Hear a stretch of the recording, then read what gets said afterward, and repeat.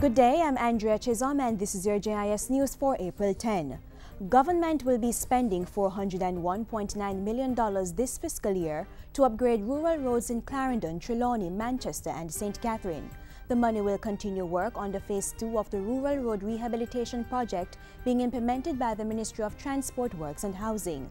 The allocation, which is set out in the 2013-2014 Estimates of Expenditure, will support rehabilitation works on approximately 47 kilometers of road in the 4 parishes. The project is jointly funded by the government and the Organization of Petroleum Exporting Countries, OPEC. It began in April 2008 and is slated for completion in June 2014. Access to safe potable water for all Jamaicans is closer to becoming reality because of a $16.8 million allocation in this year's budget. The money will be spent on preparing Jamaica's draft water sector policy document and a draft rural master plan. Both are being developed by the Ministry of Water, Land, Environment and Climate Change with the funding from the government and the Inter-American Development Bank.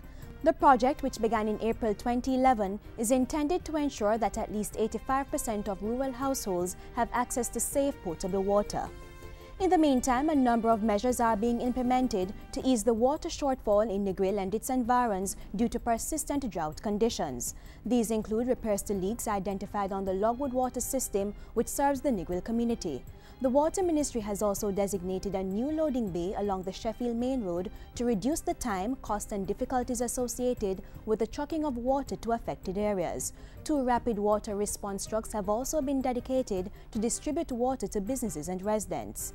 Attempts are also being made to effect changes to the existing pipe distribution network so that the demands on the Logwood system can be reduced in the next 4 to 6 weeks.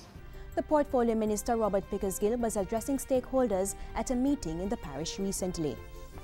Students' reading and mathematics skills should see some improvement with government's allocation of $227.59 million to continue the Jamaica Basic Education Project. The project is being implemented with funding from the United States Agency for International Development, USAID.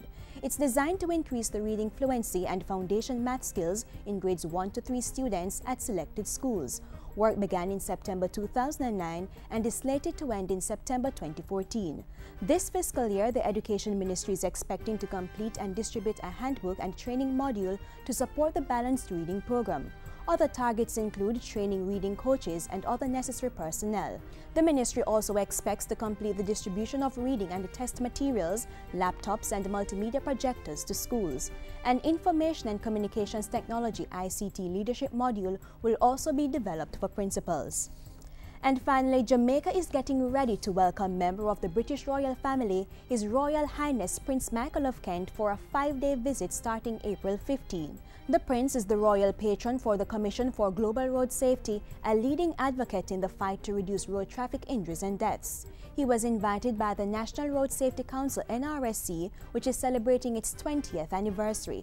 As part of the visit, Prince Michael will meet primary school students and participate in a round-table discussion on road safety.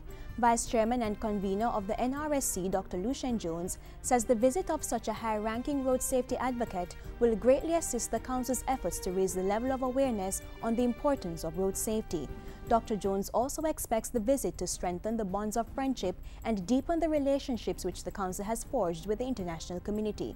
As part of his 5-day visit, Prince Michael, who is to stay at King's House, will call on the Prime Minister and opposition leader and attend several functions planned by the National Road Safety Council. And that's it for JIS News today. I'm Andrea Chisholm. Thank you for watching.